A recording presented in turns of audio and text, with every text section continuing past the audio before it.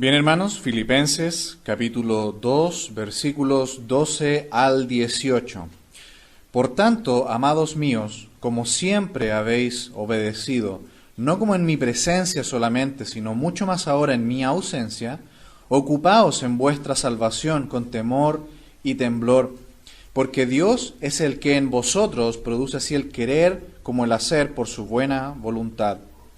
Haced todo sin murmuraciones y contiendas, para que seáis irreprensibles y sencillos, hijos de Dios sin mancha en medio de una generación maligna y perversa, en medio de la cual resplandecéis como luminares en el mundo, asidos de la palabra de vida, para que en el día de Cristo yo pueda gloriarme de que no he corrido en vano ni en vano he trabajado.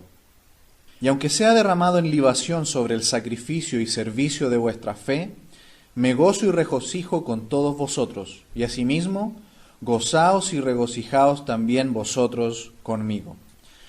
Muy bien, hermanos, la epístola del gozo entonces es la que estamos viendo, la epístola a los Filipenses.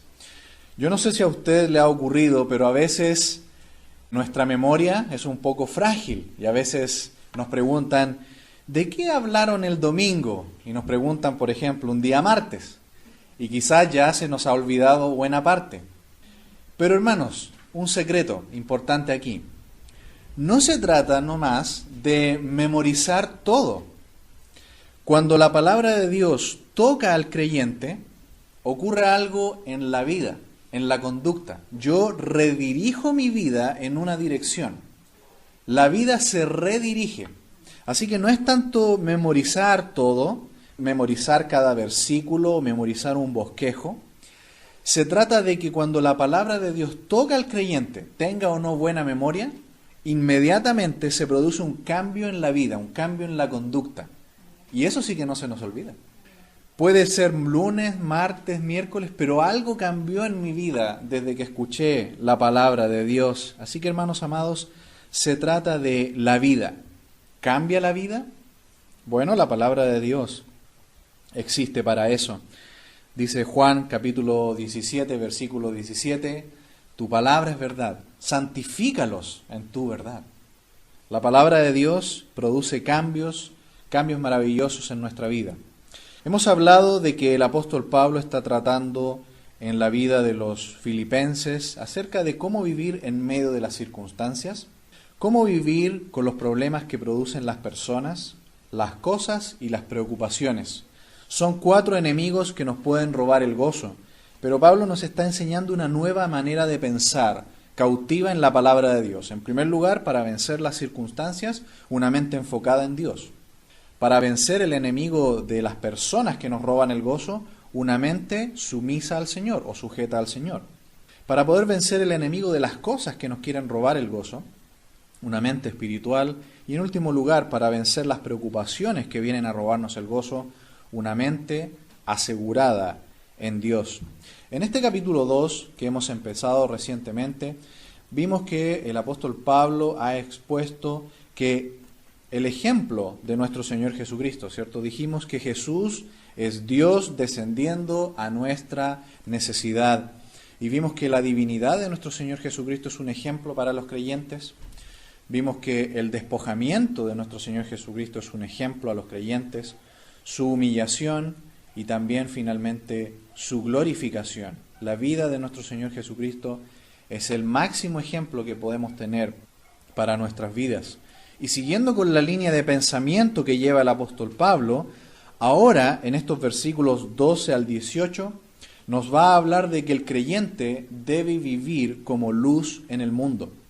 ¿Pero qué significa realmente vivir como luz en el mundo? Versículos 12 y 13, vamos a ver en esta mañana, que vivir como luz en el mundo significa en primer lugar vivir en obediencia a Dios. Ya no es mi voluntad, es la voluntad de Dios.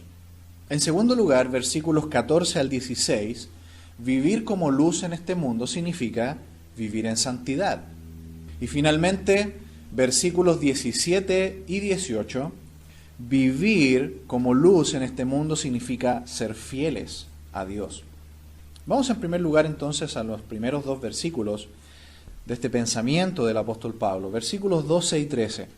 Por tanto, amados míos, como siempre habéis obedecido, no como en mi presencia solamente, sino mucho más ahora en mi ausencia, ocupaos en vuestra salvación con temor y temblor, porque Dios es el que en vosotros produce así el querer como el hacer por su buena voluntad. Hermanos, ¿qué significa obedecer? ¿Significa una obediencia sin pensar? ¿Significa una obediencia que deja frío el corazón? ¿Es solamente un acto insensible?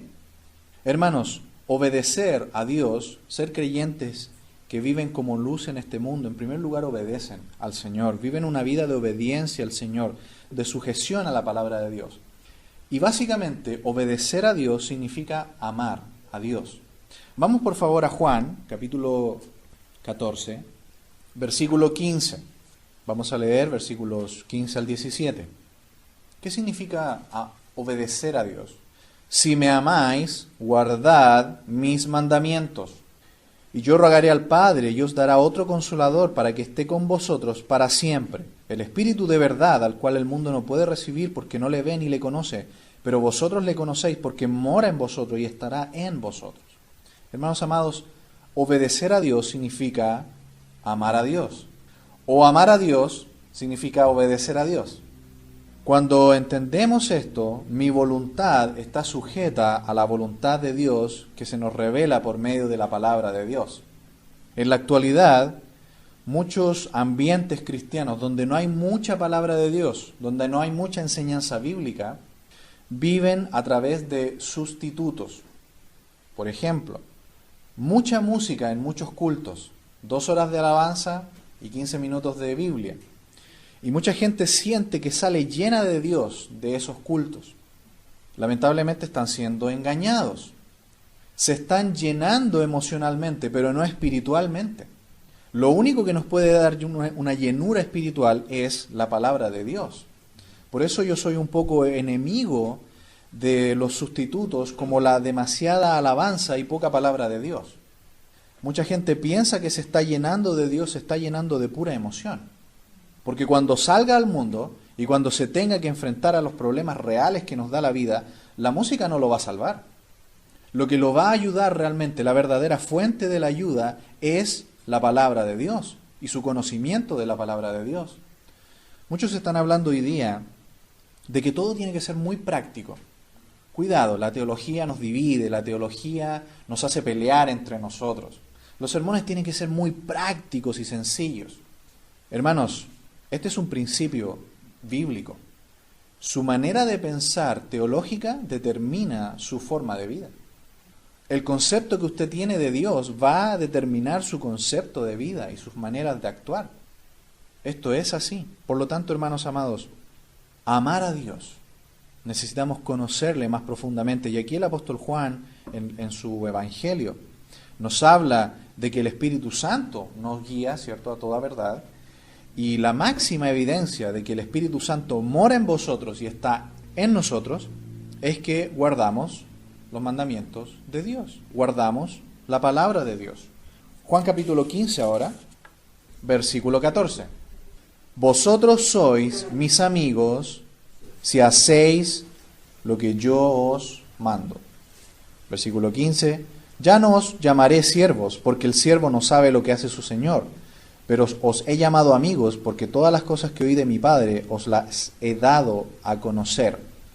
Hermanos amados, cuando nosotros fuimos salvos, pasamos de ser siervos del pecado a ser siervos de Dios. Y luego el Señor dice, ya no más siervos, ahora amigos. Y luego cuando nos introducimos más en el Nuevo Testamento, encontramos que ahora Dios nos llama hijos. Y como hijos, coherederos con Cristo. Hermanos amados, hemos sido llamados a amar a Dios, y amar a Dios significa obedecer a Dios. Obedecer la palabra de Dios. Por eso es tan importante que nos llenemos de la palabra de Dios. Cuando nuestro Señor Jesucristo fue tentado por el diablo, allí en Mateo capítulo 4, el Señor Jesucristo continuamente decía, escrito está. ¿Escrito dónde? En la palabra de Dios. Cuando nosotros somos tentados en nuestra vida, cuando llegan los problemas, cuando el diablo empieza a susurrarnos al oído, haz la voluntad contraria a la de Dios, haz la tuya. Si nosotros no estamos llenos de la palabra de Dios, vamos a actuar de acuerdo a nuestras opiniones y a nuestras maneras de pensar, y no a lo que dice la Biblia. Por eso que es tan importante, amados hermanos, que estemos llenos de la palabra de Dios. ¿Cuál es una evidencia más de que amamos a Dios? De que aborrecemos el pecado. El Salmo 97:10, ¿qué dice? Verso 10. Los que amáis a Jehová, aborreced el mal. Amar a Dios significa guardar la palabra de Dios, y en la medida que nos llenamos de la palabra de Dios, ¿qué ocurre? Cuando la Biblia se convierte en la lámpara a nuestros pies, la luz para nuestro andar, ¿qué ocurre? Vemos que el pecado, no tenemos ningún gusto por el pecado. Aborrecemos el pecado, preferimos la luz, la santidad. Mire conmigo también Proverbios capítulo 8, verso 13. Proverbios 8:13 dice, el temor de Jehová es aborrecer el mal. Hermanos, de nada nos sirve estar 2 horas alabando a Dios si 5 minutos después me estoy deleitando en el pecado. ¿Qué es más importante? Llenarnos de la palabra de Dios, y en la medida que nos llenamos de Dios y nos llenamos de su palabra, ella nos va a santificar. Entenderemos qué es temer a Dios. Temer a Dios es aborrecer el mal.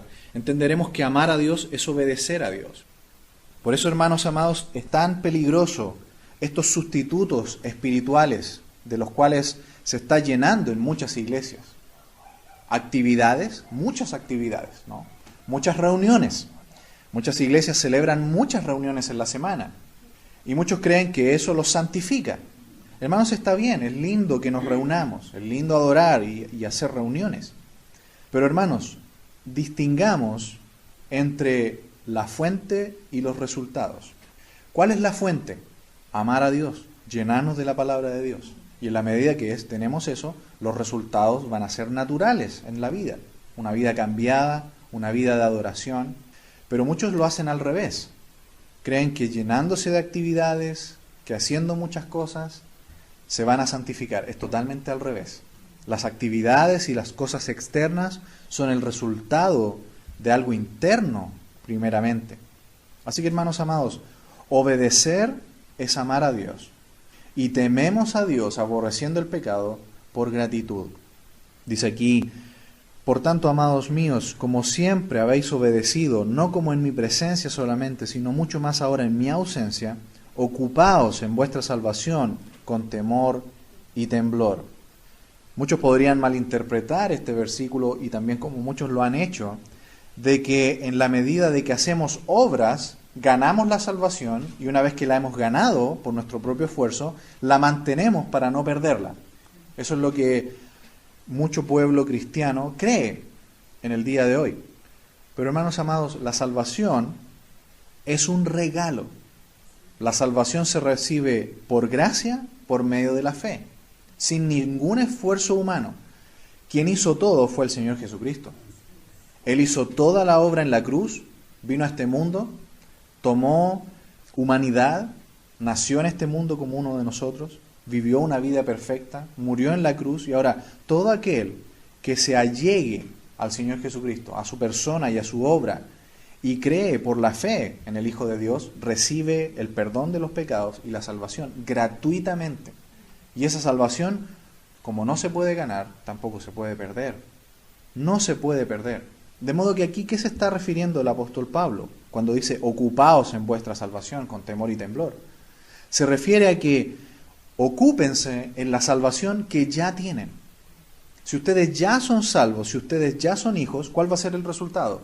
Obediencia, una vida de servicio al Señor, una vida de consagración al Señor con temor y temblor. ¿Qué es temor y temblor? Ya lo leímos, ¿cierto? En Proverbios 8:13 y en Salmo 97. Escoger entre la santidad y el pecado. Nos quedamos siempre con las cosas de Dios y aborrecemos el mal, aborrecemos el pecado. Versículo 13. porque Dios es el que produce en vosotros así el querer como el hacer por su buena voluntad. Hermanos amados, lo leímos en Juan, capítulo 14. El Espíritu Santo mora en nosotros, vive en nosotros, y Él nos guía en todas nuestras acciones, en nuestra voluntad. Ahora nuestra voluntad está cautiva en Dios y en su palabra, de modo que Él está llenándonos continuamente si es que nosotros también nos llenamos de su palabra. De esa manera, entonces, Dios nos guía a todo lo bueno, a hacer siempre su voluntad. Así que, hermanos, en esta mañana, en primer lugar, hemos visto que vivir como luz, como luminarias en este mundo, significa, en primer lugar, obedecer. No es una conducta religiosa externa, es algo interno. Vivir en obediencia, amar a Dios, temer a Dios y una conciencia totalmente cautiva en Dios. Versículos 14 al 16, en segundo lugar, vivir como luz en este mundo, vivir como luminarias en este mundo, es vivir en santidad. Haced todo sin murmuraciones y contiendas, para que seáis irreprensibles y sencillos, hijos de Dios sin mancha en medio de una generación maligna y perversa, en medio de la cual resplandecéis como luminares en este mundo, asidos de la palabra de vida, para que en el día de Cristo yo pueda gloriarme de que no he corrido en vano, ni en vano he trabajado. ¿Qué significa, hermanos amados, luz? Vámonos a Juan, capítulo 8, versículo 12. En primer lugar, ¿cuál es la fuente de la luz? Versículo 12. Juan capítulo 8, versículo 12. ¿Qué significa esto de ser luz? Otra vez Jesús les habló diciendo: yo soy la luz del mundo. El que me sigue no andará en tinieblas, sino que tendrá la luz de la vida. En primer lugar, ¿quién es la fuente de la luz? La fuente de la luz es Dios. Y dice que Jesús vino a este mundo como el Hijo de Dios y es el revelador del Padre. Todo lo que es Dios lo podemos saber por medio de Cristo. ¿Cómo es Dios? Veamos a Cristo. Jesús dice: yo soy la luz del mundo. Y hace un contraste entre las tinieblas. Por lo tanto, podemos darnos cuenta de que luz es sinónimo de lo contrario a las tinieblas.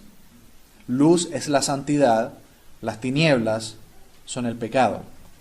Vamos al capítulo 1 ahora de Juan, del Evangelio de Juan. Conocemos 1:1. En el principio era el Verbo, y el Verbo era con Dios, y el Verbo era Dios. ¿Quién es este Verbo? Versículo 14. ¿Y este Verbo qué hizo? Fue hecho carne y habitó entre nosotros, el Señor Jesucristo. Este era en el principio con Dios. Todas las cosas por Él fueron hechas, y sin Él nada de lo que ha sido hecho fue hecho. En Él estaba la vida, y la vida era la luz de los hombres. La luz en las tinieblas resplandece, y las tinieblas no prevalecieron contra ella. Hubo un hombre enviado de Dios, el cual se llamaba Juan. Este vino por testimonio, para que diese testimonio de la luz, a fin de que todos creyesen por él. No era él la luz, Juan el Bautista, sino que para que diese testimonio de la luz. Aquella luz verdadera, que alumbra a todo hombre, venía a este mundo. En el mundo estaba, y el mundo por él fue hecho, pero el mundo no le conoció. A lo suyo vino, y los suyos no le recibieron. Mas a todos los que le recibieron, a los que creen en su nombre, les dio potestad de ser hechos hijos de Dios, los cuales no son engendrados de sangre, ni de voluntad de carne, ni de voluntad de varón, sino de Dios. Y aquel Verbo fue hecho carne y habitó entre nosotros, y vimos su gloria, como del unigénito del Padre, lleno de gracia y de verdad. ¿Quién es la luz? El Señor Jesucristo. Y nota usted continuamente el contraste entre luz y tinieblas. La luz de Dios es la luz que refleja su naturaleza, su santidad. Y esa luz verdadera viene a este mundo y ilumina a todo hombre. Es decir, hay suficiente testimonio de la luz en este mundo, de que hay un Dios que es justo, que es santo. ¿Se fija? De modo que luz en el Nuevo Testamento es la santidad. Vamos por último lugar a 1 de Juan, capítulo 1, versículo 5. Este es el mensaje que hemos oído de Él y os anunciamos. Dios es luz y no hay ningunas tinieblas en Él. Si decimos que tenemos comunión con Él y andamos en tinieblas, mentimos y no practicamos la verdad. Pero si andamos en luz como Él está en luz, tenemos comunión unos con otros y la sangre de Jesucristo su Hijo nos limpia de todo pecado. Dios es luz, Dios es santidad. Y en el momento, tal como lo dice Juan acá, en el momento que nos unimos a Cristo y pasamos a ser hijos de Dios, Dios, por medio de Cristo, como cabeza de la iglesia, nos comunica a nosotros su luz, su santidad.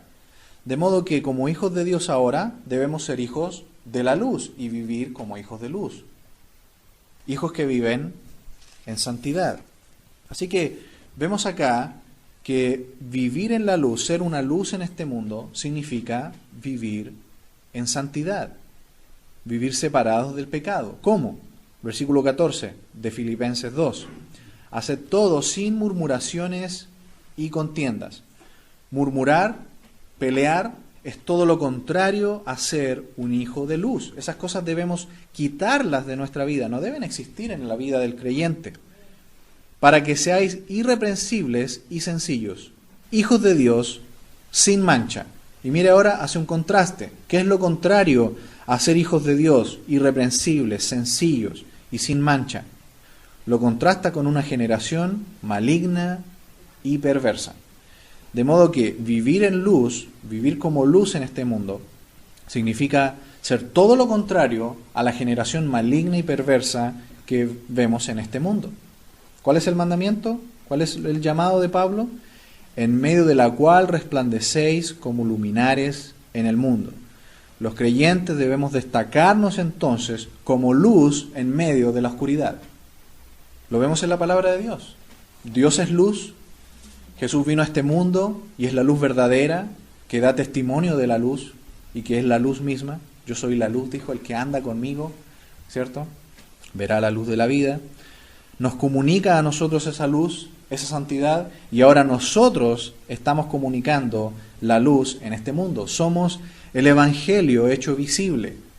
La iglesia, entonces, debe ser la luz en medio de este mundo, para ser el testimonio de la salvación que Dios ofrece por medio de Cristo.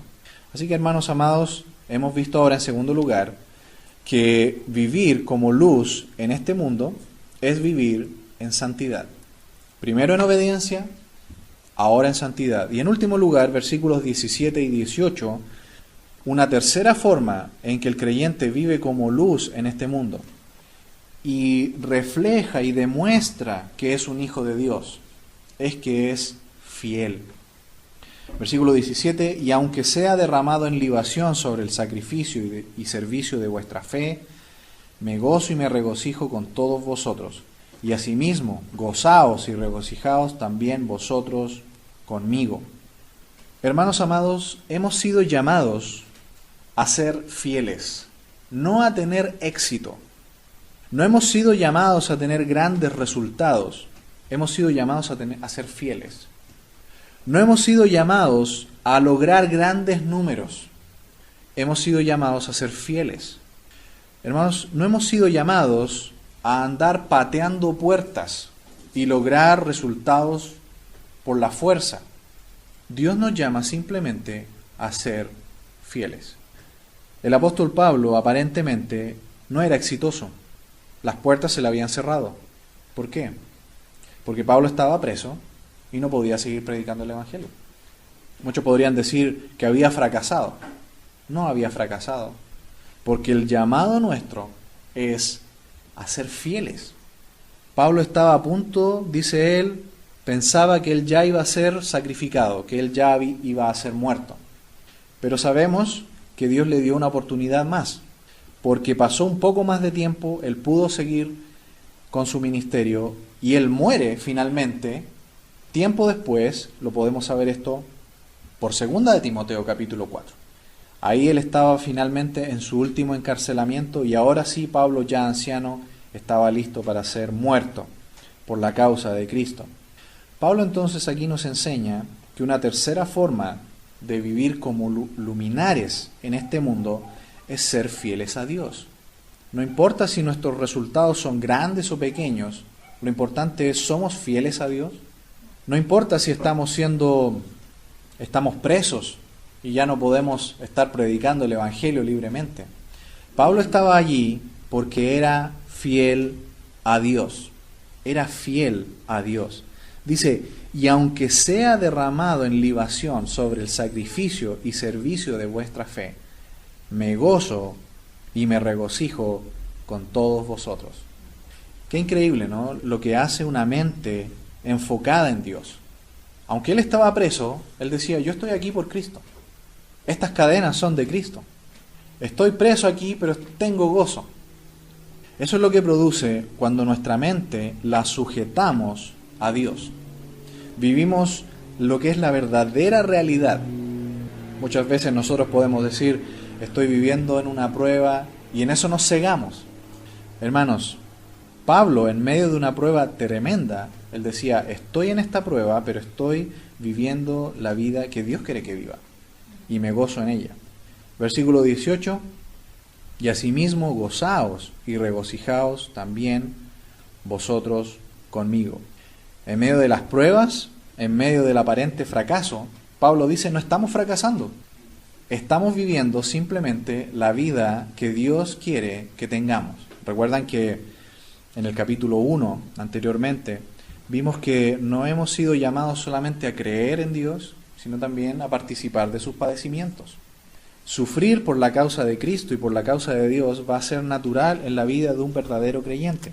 Si usted lo nota allí en el capítulo 1, versículo 29, dice, porque a vosotros os es concedido a causa de Cristo, no solo que creáis en Él, sino también que padezcáis por Él. Así que la vida cristiana no va a haber ausencia de sufrimiento. Todo lo contrario, posiblemente vamos a sufrir mucho, porque es parte de la unión que hemos tenido con Cristo. Primera de Corintios 6:17 dice que cuando nos unimos a Cristo, fuimos hechos un espíritu con Él. Al unirnos a la iglesia, al unirnos al cuerpo de Cristo, nos unimos a todo lo que significa Cristo. El Señor Jesucristo no solamente resucitó y fue glorificado, también fue maltratado y humillado y sufrió. Así que vamos a gustar todo lo que significa ser un creyente, ser un cristiano. Participar de todo lo que fue la vida de Cristo. En medio de esta vida, con sufrimientos, con problemas, Pablo nos llama a ser fieles. Si logramos vivir de esta manera, como luminares en el mundo, en primer lugar, en obediencia a Dios. ¿Qué significa obediencia? Guardar sus mandamientos. Vivir en santidad, ¿qué significa? Separados del pecado y de la mundanalidad. Y en tercer lugar, ser fieles. Esto significa obedecer a Dios, aunque aparentemente sea un fracaso obedecer a Dios. Dios va a levantar a cada uno de sus hijos como iglesia, como una luz en este mundo y como un testimonio inequívoco de la salvación de Cristo ofrecida para el mundo. Así que, hermano, ¿quiere que su testimonio sea más eficiente, sea más fuerte con su familia que no cree en Cristo aún? ¿Quiere que su testimonio sea más efectivo, más impactante para aquellas personas que le rodean y que no creen en Cristo? Viva como una luminaria en este mundo, obedeciendo, siendo santos y siendo fieles al Señor. Oremos.